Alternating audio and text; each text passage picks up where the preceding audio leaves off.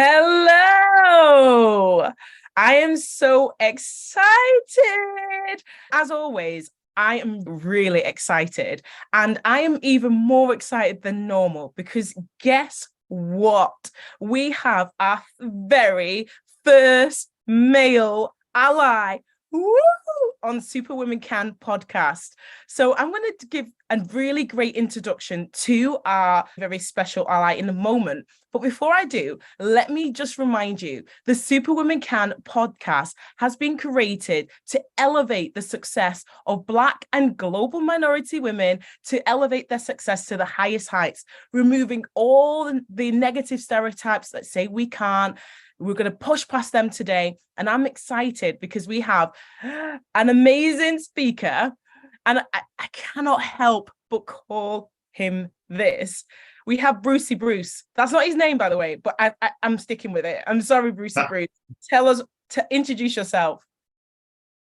I'm Bruce Hill of New Skills, New You, sales success coach. And I believe one new skill will change your life. Yeah, amazing.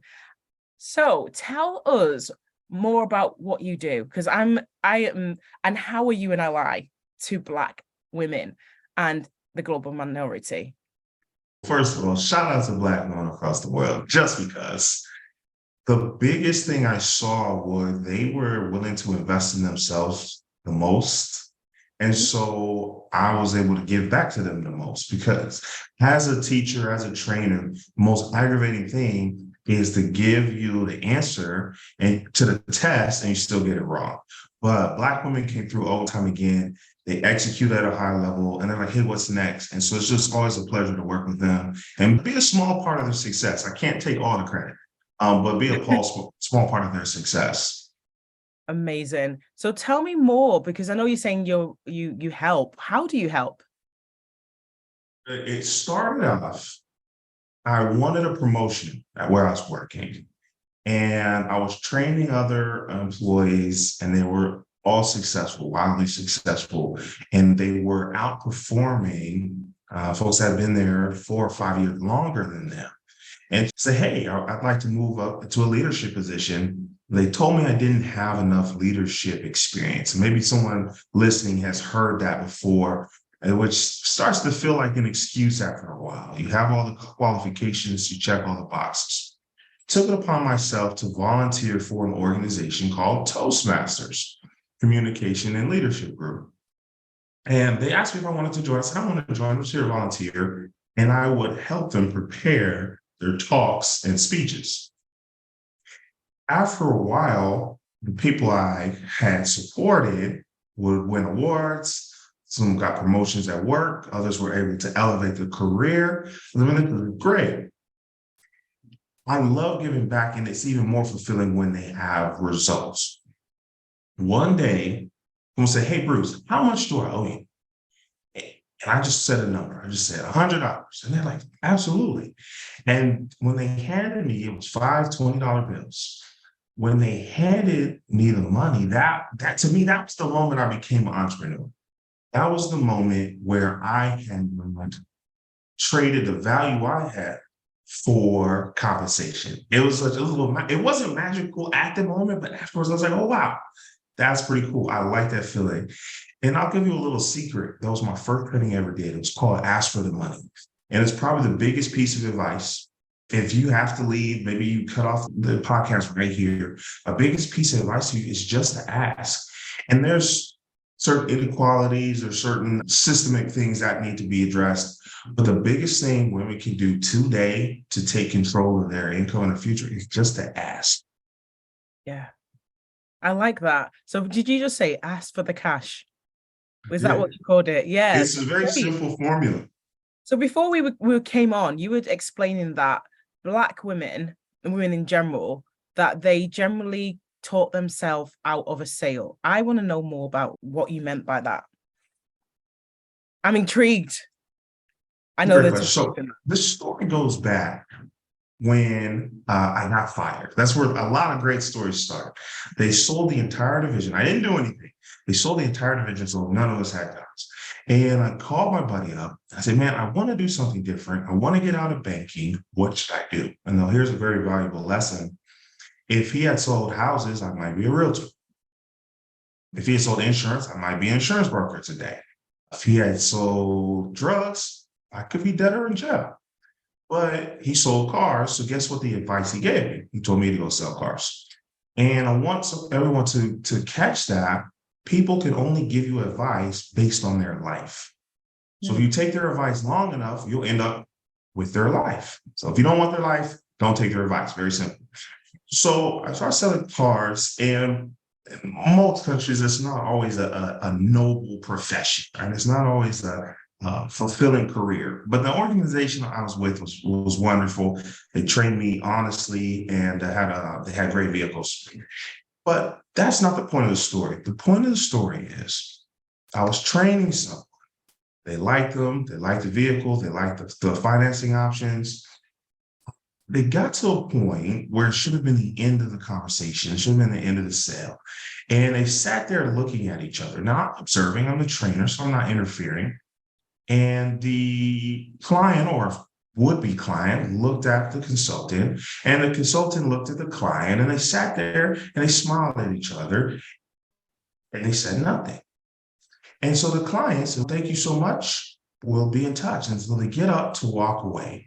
And I said, wait a minute. I paused them before they ran out the door. I said, hey, before you leave, how was your experience today? It's always great. I said, did you like the vehicle? I said, the vehicle is beautiful. It's just what we were looking for. I said, does it fit your budget? They said, yes. I said, great. Would you like to take it home today? They said, yeah, that'd be great. So I took them to the business office to sign the paperwork. Now, anyone could have done that.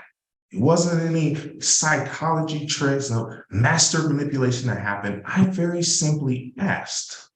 And so I can teach you overcoming objections, challenger sale, solution-based selling, different techniques. But if you don't ask, you cannot hear yes.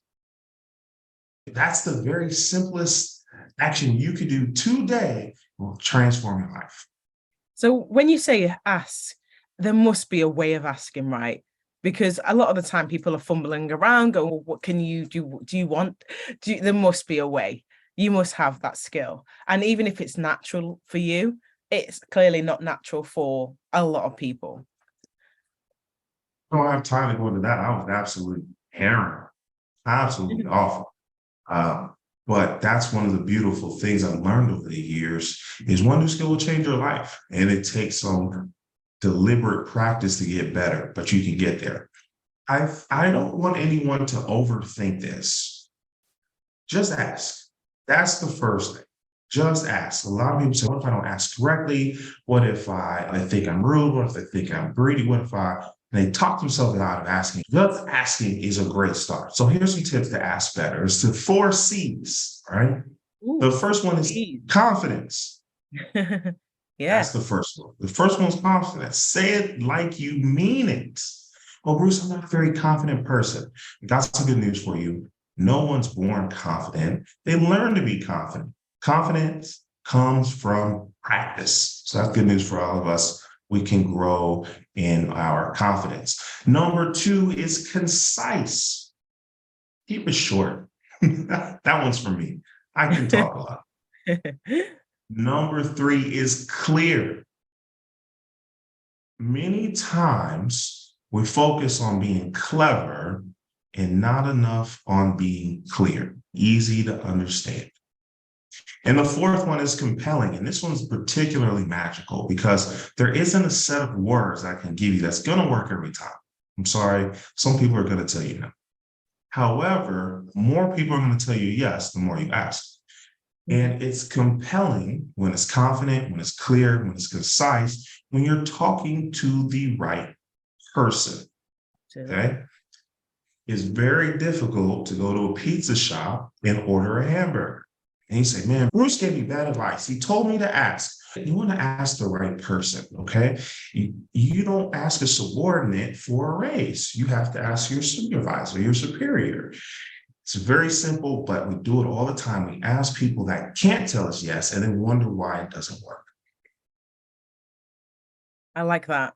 One of the things that you said is because you talked about ask the question. I want to really probe here because one of the things that you said to that example is, would you like to take it away today? And although that's a simple yes or no, you actually still started with the word would you like, which gave the individual the option instead of saying, do you want to take it home today, which kind of feels like it's a bit more closed. I don't know. What is Very the good is observation. yeah, I think there is a slight difference. You made the individual feel in control. Would you agree with that? It's very important. I don't teach any bullying. I don't teach any aggressive techniques. I focus on a solution-based selling, where I truly believe we're here to help. And I focus on sales and leadership, but sales skills are life skills. So if you go back and listen to the story, I said, how was your experience? The best questions are open-ended questions. They Yeah. start with who, what, where, when, why, or how. And it's difficult to answer them yes or no. And so that's a very important question, first of all, because if they had a bad experience, I needed to address that first before I asked them for anything. Absolutely. So once I asked the open-ended question, then we asked the closing-ended question to move them towards a decision. And I covered that. Which course was that? I did a mini course called Asking Better Questions. And so that's one that has helped a lot of people, even in interviews, even talking to their spouse or partner, even engaging with their children. Asking better questions is life-changing.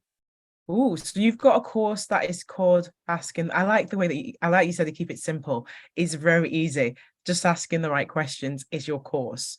How long is your course for?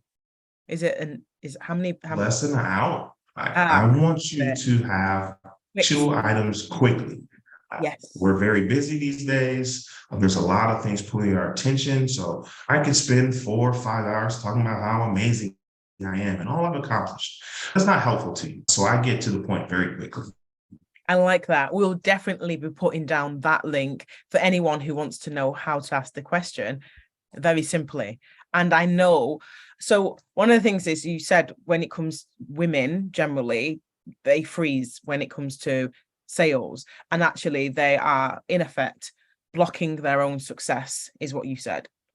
And we don't want to do that because we are all superwomen who definitely can move and accelerate in their careers. So, I know you said just ask the question, and that's really simple. And I know you said, I'm going to go back to this confidence bit because you may already be aware, not only are we blocking our success, but a lot of women, I'm going to push it backwards because I've overcome this, but confidence. What would you recommend that first step that you said? Because you said there's 4. How do you build more confidence? Because before you can even tackle anything, we need to get that right.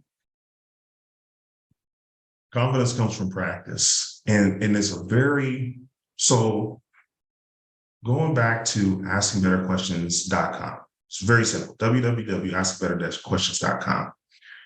If you can get into the habit of asking open-ended questions, Yeah. it stimulates conversation, it stimulates thought, and it improves the likelihood that you'll hear a yes. So that's the first step. And it can be a very simple practice while you've gone to dinner and practicing with the waiter or waitress.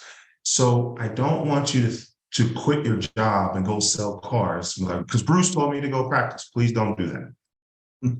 These can be practiced at home on the phone with your mom, right? So the first thing is practice. That builds confidence. The second thing I want to do, and this was my first course I told you was called Ask for the Money. And there's only 3 steps. And I may revive this course. Listen, the lighting was terrible, the slides were ugly, but the concepts were so valuable. I kept it, and maybe I'll release it again. But the first step was add value. The Yes. first step was add value. And this is one thing where I see Black women in particular, they go above and beyond. And I love it. It's beautiful. It's world changing. The second one is to solve problems. Everyone makes decisions for 1 or 2 reasons. They want to make their lives easier or their problems smaller. And when you solve problems, it does both. So we add value first, we solve problems, and then the third step was to ask for the money. Ask for the cash, as you say. It has a nice ring to it. And so it doesn't have to be compensation necessarily, but you'll find that in many scenarios, they're more than deserving of what they ask. For whatever reason, they talk themselves out of asking, and they prevent themselves from ever hearing yes when they really deserve that and more. Yeah, I definitely agree with that. I like this bit about adding value. Support. What I seem to find is that sometimes there's a fine line with the adding value bit. How do you know when you're not going basically outselling yourself to the point where they don't need you anymore and you've added too much value before you even ask for the cash? It's a wonderful question. But there are two lines that I draw for myself as once you adapt these to your life as you listen. The first is does this value I'm adding cost me time? Often I see people assume that adding more time is adding more value, and that's not always the case. Okay. Time is very valuable. You can't get it back. And so I hesitate. That's usually the last thing. I often will support, give resources for free, but if it's for time, then I may ask for a charge because that's something I can't duplicate. So that's my first caution. Manage your time. The second one is I don't do anything at my own expense. What does that mean? If you say, hey, Bruce, I need to borrow a few dollars, I need something to eat, and I have just enough for the rent, not a penny extra, right? If I gave you money to eat, you would agree that was a very kind thing to do, yes? Yes. Of course. But now I can't pay the rent. Mm-hmm. That's at my expense. That's not adding value. There's actually a deficit that happens where I am inconvenienced more than you are convenienced or you are helped. And so that's something we have to ask yourselves. Does this cost me personally more than the value it gives to others? And there are some exceptions. Maybe you will miss a meal for your children or for your partner. Maybe your mom or your dad needs some extra attention. So you will make that sacrifice for them. But that has a higher value to you than perhaps in the workplace. So manage your time well and put yourself first. That's a tough one to do. And I know there's different cultural things that happen in that decision. But if you can make that a practice, you'll gain much more confidence to ask for what you deserve in any and all areas of your life. Yeah, no, thank you. So you said put yourself first. So this is a big one for women because ladies and those who identify as ladies, how often do you actually put yourself first? So being in a conversation and it's a sales conversation and your automatic reaction is now I need to give value. I need to basically ask for the cash. But you know that you need to put yourself first at the same time.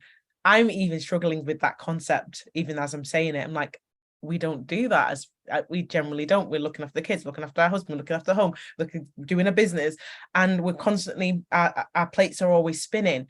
That is a concept that is very unusual as putting ourselves first. How do we undergo? How, from a male ally point of view, how do we do that? And I know I'm probing you here, but how do you do that? I'm intrigued, and then we need to start doing this, ladies, don't we? That's a very powerful question, and there's so much to unpack. I recognize that I operate from a position of privilege as a man. I want to acknowledge that. Here's something, though, that can give yourself some grace. You putting yourself first is very rarely damaging to others. Yeah. So putting yourself first, I'm not telling you to steal from other people or something otherwise unethical or immoral to other people. And once you separate, taking care of yourself is not a hostile to others, you'll start to have some hope. I know it feels like that sometimes. I know that it can, and people who aren't used to it, maybe annoying. Why didn't you answer your phone? I was taking 15 minutes to take some deep breaths for me. Once you realize that taking care of yourself allows you to take care of others at a higher level, you'll give yourself some grace to take that rest and take those pause guilt-free. That could look like setting boundaries. One of my favorite things to do, this is why I love running my own business. If a client's not a good fit, whether they're rude, maybe beliefs don't line up, I can tell them, no, I don't want to work. And that's a great example of putting yourself first. That's tough because I could help them. I do know their needs for their business, but they'll be fine without you. And I know it can hurt. It can give you a bit of guilt. But listen, there's a lot of times where we assume we're the only person that can save the day, but we do it at our own expense. And that can be very dangerous in the long run. I hope that helps someone. Yeah, absolutely. And I always say, if you're in a plane, you have to put on your own mask first before you go ahead and go and put on anyone else's mask. So you do need to look after yourself. So definitely think that is vital. Thank you so much for that. I think it's so true. I definitely agree. We just need to look after ourselves. We need to definitely put ourselves first. And especially if we're thinking about the long-term future, I'm always big about generational wealth and thinking that actually what we're doing when we are putting ourselves first and we are asking for the cash or asking for the sale is, yes, we're giving value. Yes, we're supporting and solving a problem, but we're actually helping the ones that are nearest and dearest. We're creating generational wealth. So we are still giving. So I think that's what I feel like we need to feel like we're still giving, not savior complex, but I feel like we have a lot on our shoulders. And if we know that is the long-term game plan, I think that will really work. So thank you for giving that value because it really helps. Now, I know that you have some really great transformational success stories. I would love for you to tell us those success stories. Absolutely. Can I tell two? Yeah, please tell us more. Tell as many as you can. We need all the no, we'll be here all day. We'll be here all day.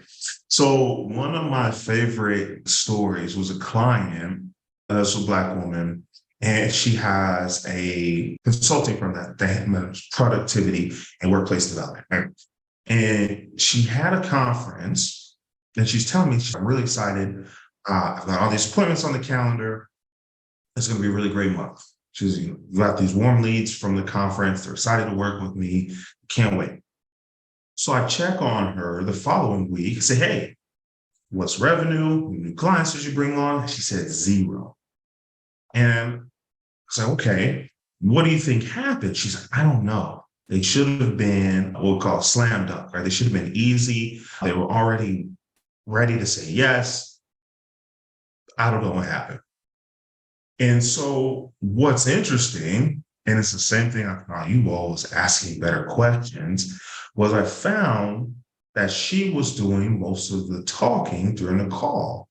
And what she was giving was wonderful. It was very informative. It was useful. It was transformational. And so she didn't recognize that giving someone a piece of the puzzle was more confusing than it was helpful. And she wanted to add value. She's such a giver, amazing. But people were getting so much information that instead of making a decision to work with her, they had to go take time to process. They had to go take time to think about it. Maybe you've heard that. We'll have to think about it. We'll get back to you. And it was sabotaging her sales process. So I said, here's what we're going to do. We're going to ask this set of questions in this order, and then we're going to ask them to make a decision. All right. Mm-hmm. So we went from,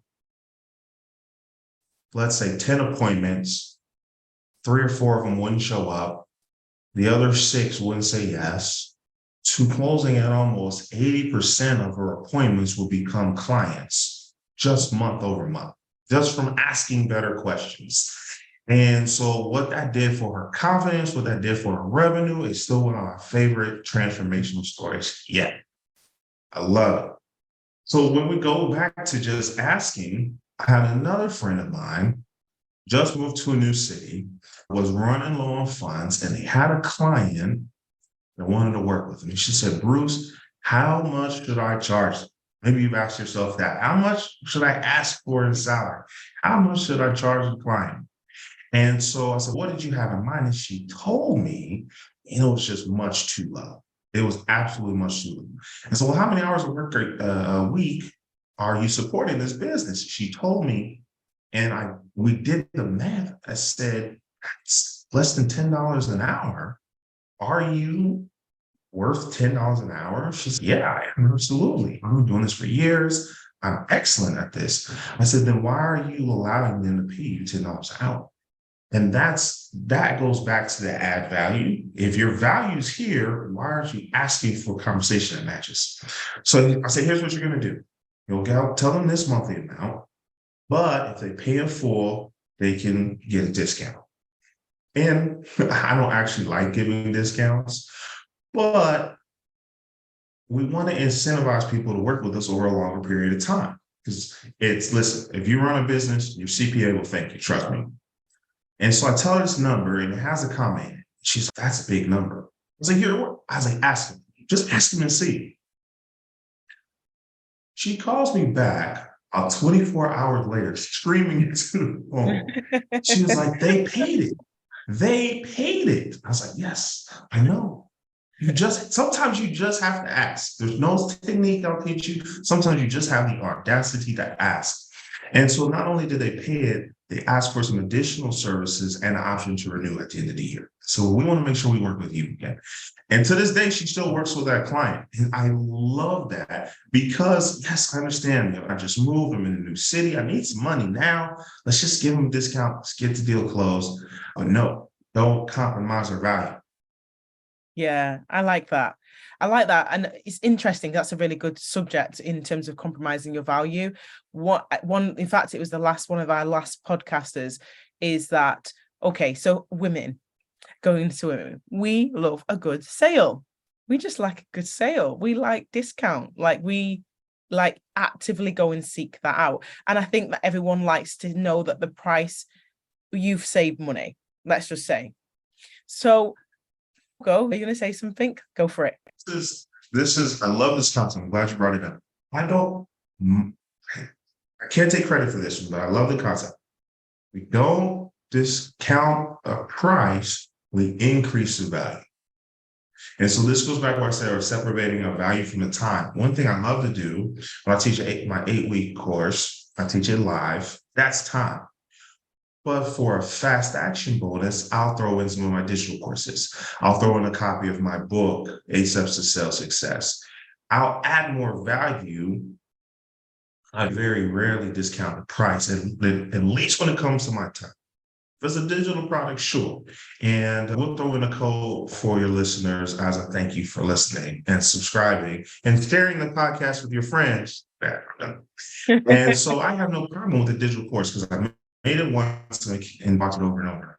It doesn't take any more time. So when I say, as far as looking for a sale, I want you, whether it's a business professional, whether it's in your romantic relationship, whether it's in your career, I want you to figure out where can I add more value without spending more time? The answer to that question will absolutely transform your life. I like that. I definitely like that. You did say at the beginning, though, that if you pay in full, you can have this price. And that's an opportunity to feel like, because we just like a little bit of discount, to feel like you are discounting. But I love the idea of once you've got your price, because people will negotiate, and it's okay to negotiate, but adding extra value, which is interesting because I did that recently where someone was negotiating, and I said, you know what? Instead, because I was facilitating at an event, what I can do is go and look at the caterers for you. I have a great deal on the caterers. You're spending X amount of money, but I've got preferential rate with this caterer who will do so much more for you. And I can bring that one in instead, which will save you what you're trying to save here. So let's do that instead. So that's what I did, because actually you've got to hold fast to your value. And I like that. Now, when you are under pressure, the pressure is high, you feel like you're about to close the sale, and the person's, I will do it right now if you. enter anything, any amount here. What do you do? So that's a wonderful question. That scenario does happen. People have been reading some books and watching some guru on YouTube, and so they try and do a hard selling tactic.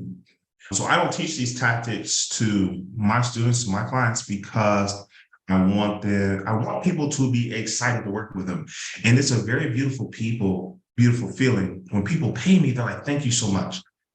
Why would people thank me when they just gave me money? It's because they receive so much value up until that point, and they're looking forward to afterwards. So when you do something like, hey, this is my last line in the sand, take it or leave it, or walk away, a lot of times people are left feeling like, man, did I just get tricked? Did I get bamboozled, hoodwinked? So I don't teach how to do that, but it is going to happen to you.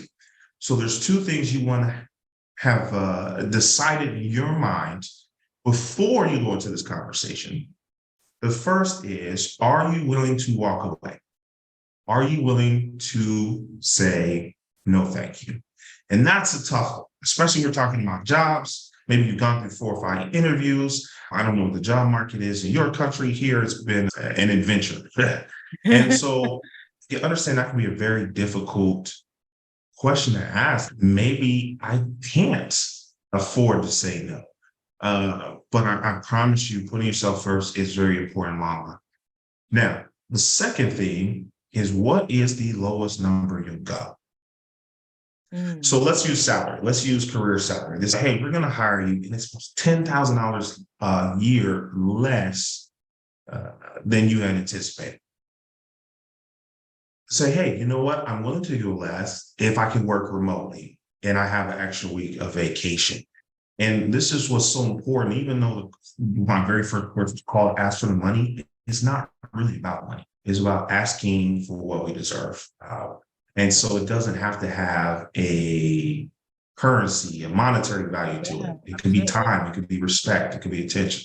So are you willing to walk away and say, you know what? I don't believe that is the best for me. Thank you so much for the opportunity to work with you. I hope we cross paths again and say goodbye. When you say, you know what, I'll take this dollar amount in exchange for, hey, do I get instead another change of value? And that's going to help you out a lot. So people don't pressure you in making a decision that you regret later. Don't let people harass.